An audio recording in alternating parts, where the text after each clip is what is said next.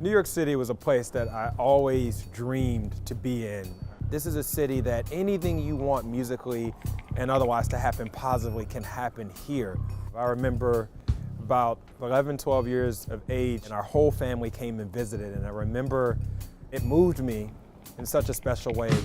Love is patience and kindness. The Don't Miss a Beat All-Stars is a group that we formed because we needed to have a group of kids that could really represent the organization. Obviously, we serve hundreds of kids, but we needed to pick a selected group of students that were the upper echelon of our program, and they would serve as ambassadors. That is the group that we decided that would go to New York City.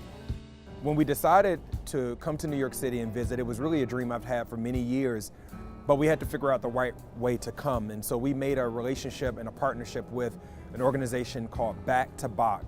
And it's a group of young virtuoso children that are a part of Juilliard's pre-college division. And their desire is to take music into schools, particularly to their peer group, and keep them interested in the power of music. So we met them in Jacksonville and they said, oh my God, we love Don't Miss a Beat. Our kids just have such a great bond. We want them to come to New York and do a concert with us. The kids went crazy. If you only dream. We gave these children an opportunity to be a part of a project where they were challenged. They had to have a grueling rehearsal schedule for over 3 to 4 months. They had to learn all kind of repertoire that was beyond them in many ways. Don't forget what I'm key. First don't say, Bernadine, I want you. The itinerary for the Don't Miss a Beat All-Stars in New York City was an exciting one and a grueling one. We took them to the Time Warner building where they had a chance to see jazz at Lincoln Center. There is an Uptown Express 3 train to Harlem. And then after that, we walked them around the streets of Harlem, New York. It was important for them to understand the history of Harlem. They had an opportunity to visit the Apollo Theater, stand on the stage, visit the backstage area, and the kids were blown away by that. Afterwards, they visited the historic Abyssinian Baptist Church, where they had a chance to work with the former Minister of Music, James Davis Jr., who was going to accompany the All-Stars during their concert at the Juilliard School. Sound good, and make sure that you're listening to each other.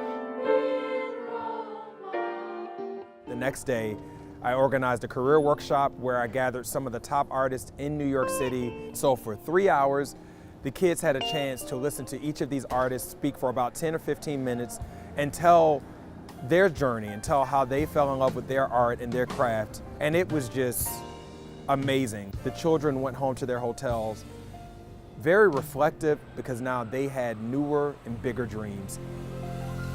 Hey y'all, can we bring the focus in? This is a big deal and we're here together, and I know we had a crazy subway ride, but let's just bring it in.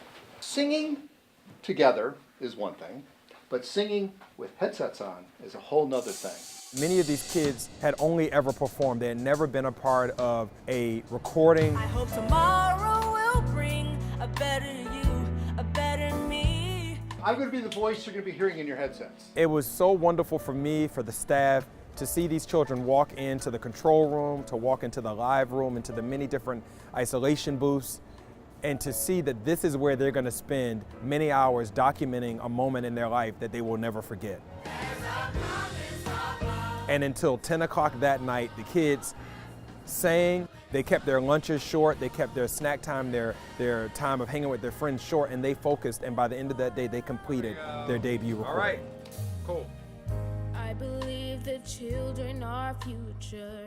Teach them well and let them lead the way. Within the last 4 days, they had just met dignitaries performing for the Reverend Al Sharpton. They had just recorded a CD.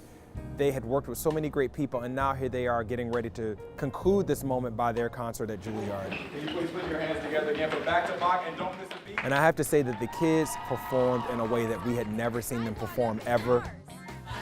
The level of humanity that the Back to Bach students gave our children was just so wonderful. You know, the All-Stars, some of these kids have never even committed their lives to the arts. They found the arts through our organization, and here they are now sitting next to and playing next to and performing next to kids who have given their whole life it encouraged them, it challenged them, and it let them know, man, if I work hard and I put myself around the right people, imagine what I can accomplish.